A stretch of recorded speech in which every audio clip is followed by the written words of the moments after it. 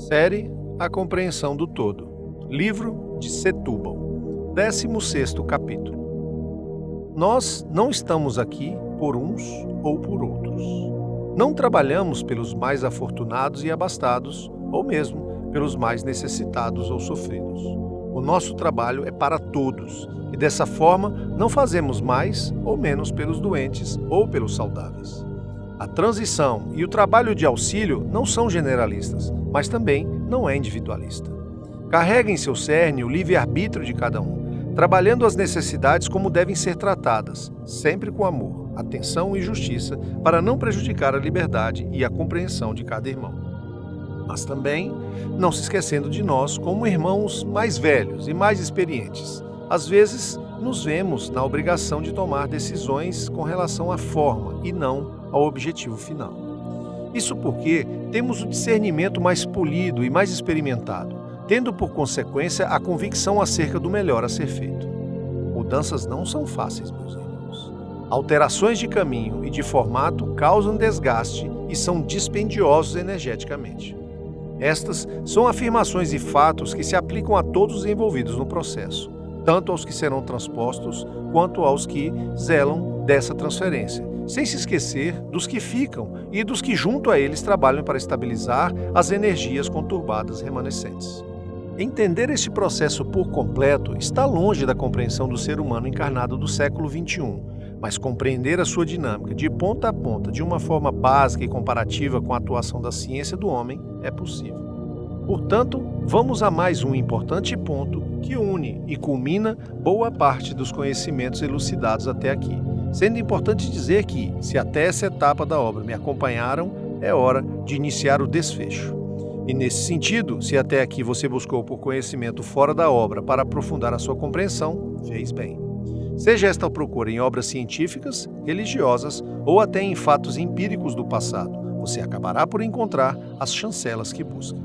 Por esta razão, não preciso me justificar, mas apenas lhe citar e explicar, na medida em que aprofundo em um novo nível o conhecimento que já está disponível a você.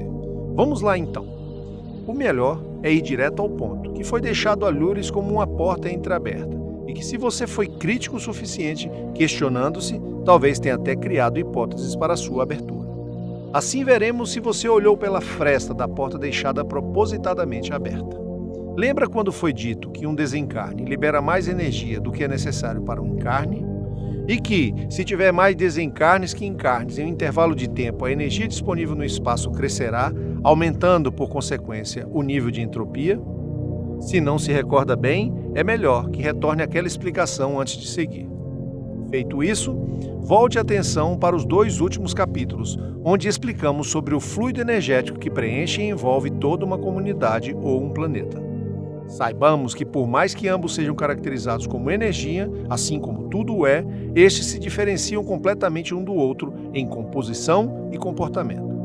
Por este motivo, ao colocarmos eles no mesmo contexto, melhor denominar de energia e fluido, respectivamente, na ordem que foram citados para sermos mais simples. Assim temos que a energia é o que um corpo encarnado carrega, ao passo que o fluido é o que permeia os espíritos, preenchendo os ambientes ao seu redor, podendo ele ser diferenciado em 2 grandes grupos, o amor e a dor. Como vem, nada de novo até aqui, apenas recapitulações. Em termos de revisitar, lembremos também o que foi dito sobre o desvio padrão da energia que está alto, e que com isso é gerada uma dificuldade desnecessária para aqueles que mais se afastam da média evolutiva de um planeta. Como combinar estas 3 variáveis para formar o processo de transição propriamente dito, falando de sua execução e funcionamento para que os efeitos esperados se tornem reais? E mais, de modo a fazer com que o mundo, após a transição, seja realmente o que se espera em mudanças de desafios e paradigmas. Para atingir a resposta, entremos na linha de raciocínio que é simples, desde que já tenha sedimentado os conhecimentos fornecidos até aqui. Primeiro, devemos nos lembrar da seleção para o expurgo. Ela é feita entre aqueles irmãos menos evoluídos, errantes, que não conseguem acompanhar os desafios que o atual mundo proporciona, ou ainda aqueles em que as ações não condizem com a forma que a média da comunidade sente e age. Irmãos estes que pouco a pouco desencarnam, seja em massa, junto a outros irmãos ou não. Há ainda aqueles que estão desencarnados, sendo que a todos é ofertada a oportunidade de voluntariamente se encaminhar ao novo mundo, que seja condizente ao seu nível evolutivo e que lhe possa prover as melhores lições e ações. Mas como esses irmãos são enviados? Lembra da energia que ficou disponível no espaço devido à diferença do número de desencarnes e encarnes? Pois então, é assim que o caminho, semelhante a um tubo de energia, é formado. Nós utilizamos de toda essa energia disponível para formar o caminho, tendo dois objetivos, sendo o primeiro para auxiliar na transferência, para que então a caminhada seja bem orientada, evitando que os irmãos se percam. O segundo objetivo, para que a energia disponível diminua e, consequentemente, o grau de entropia abaixe. Não nos esqueçamos do fluido. Se o planeta é um sistema hermeticamente fechado, quando há conexão entre os dois planetas, esses dois sistemas se comunicam e trocam fluidos. Me digam algo. Provavelmente, qual fluido haverá no entorno daqueles que estão sendo transpostos ao novo lar? Por suas prováveis ações e seu nível evolutivo que deve estar aquém da média planetária, estes irmãos terão no seu entorno fluidos que classificamos como dor.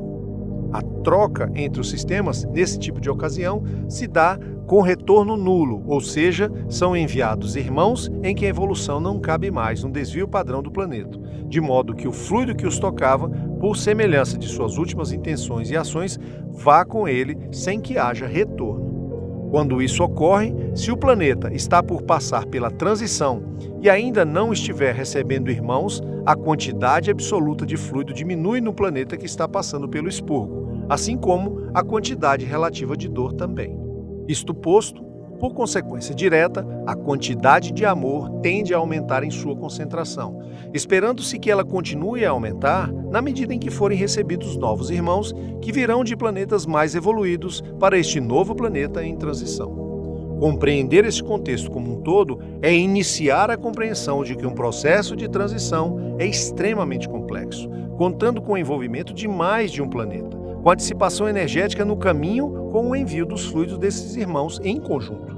Por esse mecanismo, tudo se altera no planeta que envia para o de transição, no de transição e no novo lar, sendo que todos eles devem estar com o planejamento muito bem alinhado para que o processo que é executado auxilie na evolução e não a atrapalhe. Agora, imaginem esses influxos energéticos, seus comportamentos, o livre-arbítrio de cada irmão, os cálculos de previsão, o alinhamento de momento entre os mundos. Imaginem, porque nós, além de imaginar, calculamos e executamos com todo o amor na certeza do auxílio à evolução de um grupo e de cada individualidade.